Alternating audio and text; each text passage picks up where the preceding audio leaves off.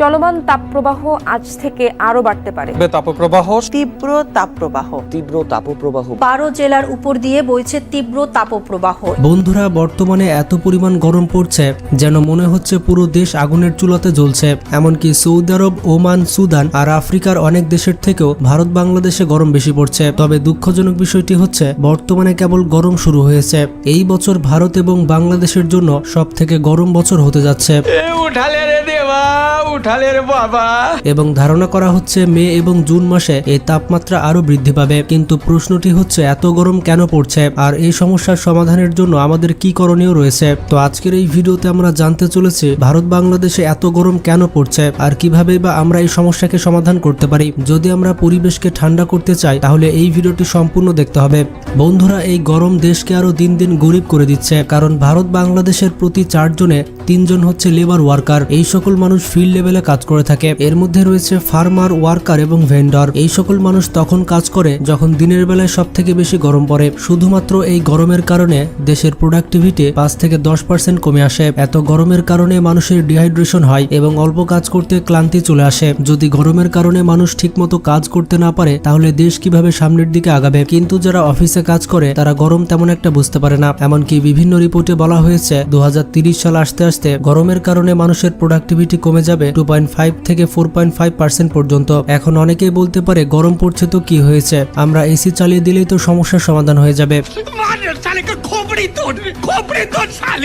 কিন্তু অবাক করা বিষয়টি হচ্ছে এসির কারণে গরম কমে না, বরঞ্চ গরম আরো বেশি বৃদ্ধি পায়। কারণ যেমনটা জানেন এসি হচ্ছে ইলেকট্রিসিটিতে চলে, আর ভারত বাংলাদেশে বেশিরভাগ বিদ্যুৎ উৎপাদন করা হয় কয়লার মাধ্যমে। আর কয়লা যখন জ্বালানো হয় তখন হাওয়াতে কার্বন ডাইঅক্সাইড রিলিজ হয়, এতে করে পরিবেশে আরো বেশি করে পলিউশন হয়। একটি রিপোর্টে বলা হয়েছে শুধুমাত্র ভারতে 100টি ঘরের মধ্যে 24টি ঘরে এসি ব্যবহার করা হয়, আর আমেরিকাতে 100টি ঘরের মধ্যে 85টি ঘরে এসি ব্যবহার করা হয়, আর চায়নার শহুরে এলাকাতে প্রায় প্রত্যেকটি ঘরে এসি থাকে। এবং অবাক করা বিষয়টি হচ্ছে 2050 সাল আসতে আসতে এসি ব্যবহার বেড়ে যাবে প্রায় 9 গুণ। এসি চালানো শর্ট টার্মে একটি সমাধান হতে পারে, কিন্তু লং টার্মে এটি একটি প্রবলেম, আর এই প্রবলেম আমাদের অনেক বড় ক্ষতি করবে। বন্ধুরা, হিট ওয়েভ তখন হয় যখন একটি এলাকাতে হাই প্রেসার সিচুয়েশন তৈরি হয়। এই সময় উপরে হাই প্রেসার অ্যাটমসফিয়ার তৈরি হয়। এই সময় বিল্ডিং গুলো গ্রাউন্ডের দিকে ট্র্যাপ হয়ে যায়, আর গ্রাউন্ড যে হিট রিফ্লেক্ট করে থাকে এই হিট এই এরিয়ার মধ্যে ট্র্যাপ হয়ে যায়। এই বাতাসগুলো এরিয়া থেকে বের হতে পারে না, আর হাই প্রেসারের কারণে ঠান্ডা বাতাস এর মধ্যে ঢুকতে পারে না, আর এই আবহাওয়া হয়ে যায় প্রেসার কুকারের মতো।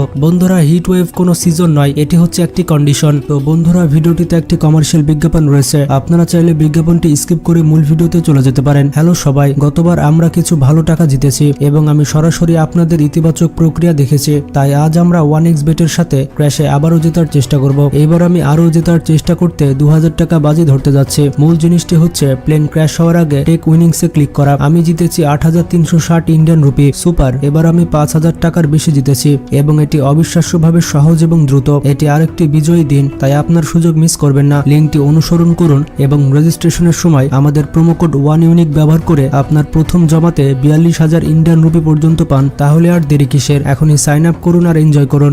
এই হিট ওয়েভ তখনই ডিক্লেয়ার করা হয় যখন টেম্পারেচার একটি পার্টিকুলার লিমিটের উপরে চলে যায়। বন্ধুরা, মানুষের প্রোডাক্টিভিটির উপরে ইকোনমি নির্ভর করে, আর মানুষের প্রোডাক্টিভিটি নির্ভর করে তার হ্যাপিনেসের উপরে। আর মানুষ কেমন খুশি থাকবে এটি নির্ভর করে ওই এলাকার তাপমাত্রা কেমন। বন্ধুরা, একটি বিষয় হয়তো আপনারা লক্ষ্য করেছেন, পৃথিবীর সব থেকে ঠান্ডা দেশগুলোই হচ্ছে সুখী দেশ। যেমন পৃথিবীর সব থেকে সুখী দেশের তালিকায় রয়েছে ফিনল্যান্ড, ডেনমার্ক, আইসল্যান্ড এবং সুইডেন। বন্ধুরা, ঠান্ডা থেকে বাঁচার জন্য আমরা বেশ কয়েকটি উপায় গ্রহণ করতে পারি, যেমন আমরা জ্যাকেট পরতে পারি, আগুন জ্বালাতে পারি এবং বাড়িকে সুরক্ষিত রাখতে পারি। কিন্তু বন্ধুরা, প্রচন্ড গরমের কোনো সমাধান নেই, হয়তো এর সমাধান আমরা খুঁজে বের করার চেষ্টাই করছি না। বর্তমানে পুরো পৃথিবীর ক্লাইমেট চেঞ্জ হচ্ছে, আর এই ক্লাইমেটের প্রভাব পড়ছে মানুষের মুডের উপরে, প্রোডাক্টিভিটির উপরে এবং ইকোনমির উপরে। একটি রিপোর্টে বলা হয়েছে বড় বড় কংক্রিটের বিল্ডিং এর তাপমাত্রা ছোট ছোট টিনের ঘরের থেকে 5 থেকে 60 ডিগ্রি সেলসিয়াস বেশি থাকে। বড় বড় শহরে এমন অনেক বাড়ি রয়েছে যে বাড়ির একটি ছাদও নেই, এই মানুষগুলো টিনের ছাদ দিয়ে বসবাস করে।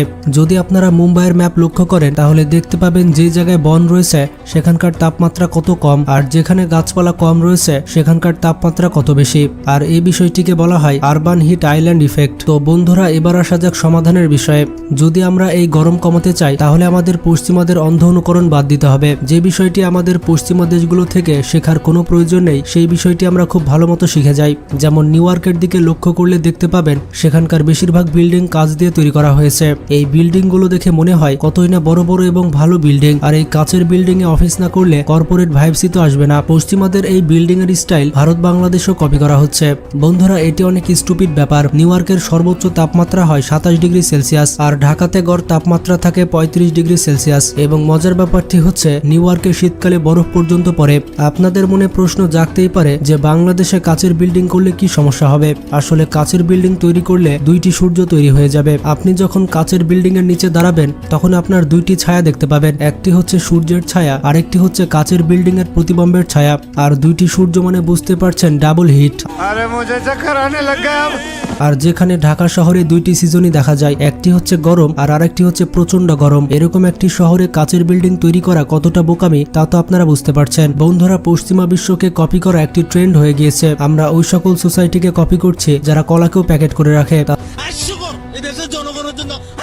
তাছাড়া আমরা সেই সকল সোসাইটিকে কপি করছি যারা গাছ কেটে টিস্যু পেপার তৈরি করে আর এই টিস্যু পেপার দিয়ে নিজেদের বাথরুম পরিষ্কার করে থাকে। তাদের দেশে পানি অ্যাভেলেবল থাকলেও তারা যে কোনো কাজে টিস্যু ব্যবহার করে থাকে। যদি আমাদের কপি করতে হয় তাহলে আমরা সিঙ্গাপুরকে কেন কপি করছি না? সিঙ্গাপুরের ক্লাইমেট ভারত এবং বাংলাদেশের সাথে মিলে যায়। তাদের বিল্ডিং গুলোতে আপনি দেখতে পাবেন গাছ আর গাছ। তাদের গাছ লাগানোর জায়গা কম রয়েছে কিন্তু তারপরও তারা যেখানে সেখানে গাছ লাগিয়ে থাকে। বন্ধুরা আপনারা হয়তো জানেন না গাছ লাগানো কতটা গুরুত্বপূর্ণ। একটি রিপোর্টে বলা হয়েছে শুধুমাত্র একটি আম গাছ তার সারা জীবনে 271 টন অক্সিজেন প্রডিউস করে। এর পাশাপাশি 81 টন কার্বন ডাইঅক্সাইড গাছ নিজে অ্যাবজর্ব করে থাকে। এটা ওই পরিমাণ কার্বন যেই পরিমাণ কার্বন 5টা এসি 1000 ঘন্টা চালালে নির্গত হয়। গরমকালে আমরা আম তো সকলেই খেয়ে থাকি কিন্তু আম গাছ কয়জনে লাগাই? প্রকৃতি থেকে যা আমরা গ্রহণ করি সেটা আর আমরা ফেরত দিই না। আমরা মনে করি প্রকৃতির প্রত্যেকটি জিনিসই আমাদের, কিন্তু আসলে এই সবকিছু সৃষ্টিকর্তার। তাই আমরা যে পরিমাণ ফল খেয়ে থাকি সেই পরিমাণ গাছ লাগানো প্রয়োজন। তাই আপনি যতটুকু পারবেন গাছ লাগাবেন। এক কথায় গাছ লাগানোর কোনো বিকল্প নেই। তো বন্ধুরা এই ভিডিওটি হোয়াটসঅ্যাপ সহ বিভিন্ন সোশ্যাল মিডিয়াতে